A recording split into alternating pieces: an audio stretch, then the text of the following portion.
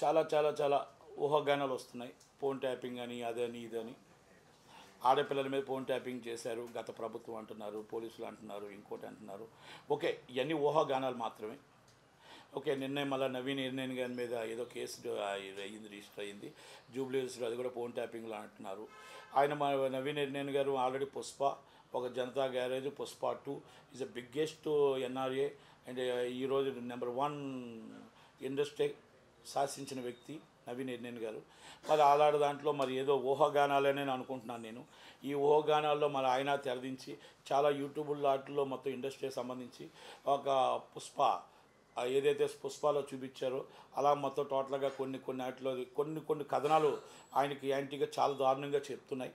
Okay, దాని దాకా నేను పూర్తిగా వెళ్ళను. కానీ కేసు ఏమైంది ఏంటి అనేది ఇన్వెస్టిగేషన్ జూబ్లీహిల్స్ వారు చూస్తున్నారు. కనుక ఫోన్ ట్యాపింగ్లో కొంతమంది ఆడపిల్లలు కూడా ఫోన్ ట్యాపింగ్ చేశారు, వాళ్ళు కొంతమంది ఇబ్బందులు పడ్డారు, సినిమా ఇండస్ట్రీ ఇబ్బంది పడింది అంటున్నారు.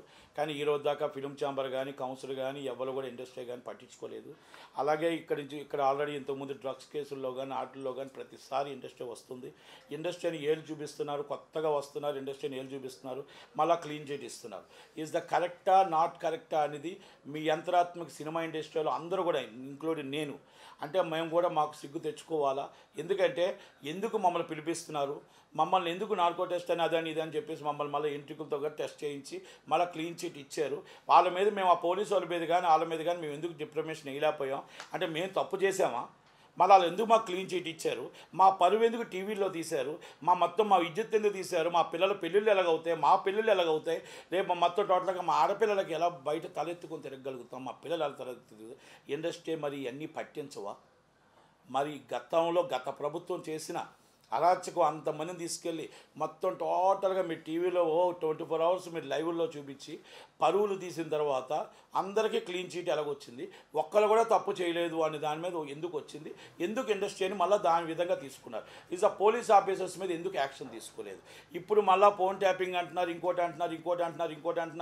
ఇది కూడా ఎంత దాకా నిజాలు, ఎంత దాకా అబద్ధాలు, ఎన్ని కథనాలు, ఏంటిది, ఎక్కడి దాకా వస్తుంది?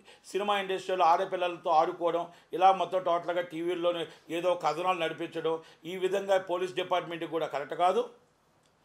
అలాగే గవర్నమెంట్కి కూడా ఏ గవర్నమెంట్ మాతో ఆ గవర్నమెంట్ మాట్లాడితే వచ్చి ఇండస్ట్రీకి మమ్మల్ని ఏదో చూచాయిగా వార్నింగ్ ఇచ్చేటట్టు, అక్కడ ఏదో ఇన్కన్వీనియన్స్ ఒక గోడ బద్దలు కొట్టినట్టు మళ్ళీ వాళ్ళకి క్లీన్ చీట్ వస్తుంది.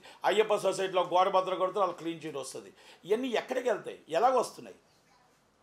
ఎక్కడికో నాకు అర్థం కావట్లే. ఇప్పుడు చాలామంది ఈ విధంగా ఇండస్ట్రీలో ఉన్నాయి కాబట్టి ఇండస్ట్రీని వాడుకుంటున్నారు. మనం ఇండస్ట్రీ వాళ్ళం ఎవరం కూడా ఎందుకు మనం ఖండించలేకపోతున్నాం? మనం ఎందుకు డైరెక్ట్గా ప్రెస్ నోట్ ఇవ్వలేకపోతున్నాం? ఎందుకు మనం ట్విట్టర్లో పెట్టలేకపోతున్నాం? ప్రతి దానికి గవర్నమెంట్కి కానీ అందరికీ మనం సపోర్ట్ చేస్తున్నాం. ఇంతమంది హీరోలమి, ఇంతమంది హీరోయిన్లమి, మన ఆడపిల్లల మీద హీరోయిన్లు అంటే మన ఆడపిల్లలే, మన ఆడపిల్లల మీద అభియోగాలు వస్తూ ఉంటే మీరు ఎందుకు ఖండించలేకపోతున్నారు? ఇలాంటి అభియోగాలు వస్తే మాత్రం నేను ఒక్కటే చెప్తున్నా, దయచేసి కౌన్సిల్, ఛాంబర్ కానీ మా అసోసియేషన్ కానీ సీరియస్గా తీసుకొని ప్రెస్ నోట్ రిలీజ్ చేయాలి. ఎందుకంటే ఇది మళ్ళీ అభియోగాలు వస్తున్నాయి, మళ్ళీ క్లీన్ చీట్లు వస్తున్నాయి. ఇది కరెక్ట్ కాదు. డ్రగ్స్ అనే మరమని ఎవరు దగ్గర సహించరు. అలాంటి వాళ్ళని ఎవరున్నా కూడా ఏరి పట్టుకొని అప్పచెప్పడానికి మేము సిద్ధంగానే ఉన్నాం. దయచేసి సినిమా ఇండస్ట్రీ ఒక్కటి మీదే మా అబండాలు వేయకండి. మీ అబండాలు తీసుకొచ్చి సినిమా ఇండస్ట్రీ మీద వేసి దానికి ఒక పేపర్లకి టీవీలకి లీక్ ఇచ్చి ఆ సోషల్ మీడియాలో వాళ్ళ జీవితాలు నాశనం చేయకండి. ఇది కొన్ని పేర్లు నేను చెప్పదలుచుకోలేదు కనుక ఆ పిల్లల మీద, వాళ్ళ పేర్ల మీద, అమ్మాయిల మీద రావడం అనేది దురదృష్టకరం. అది వచ్చిన తర్వాత అది నిజమో అబద్ధమో నిగ్గు తేల్చాల్సిందే. అది ఇన్వెస్టిగేషన్ చేసి వాళ్ళ మీద నిజమా అబద్ధమా, లేకపోతే అలాంటి వాళ్ళ మీద ఎందుకు యాక్షన్ తీసుకోకూడదు?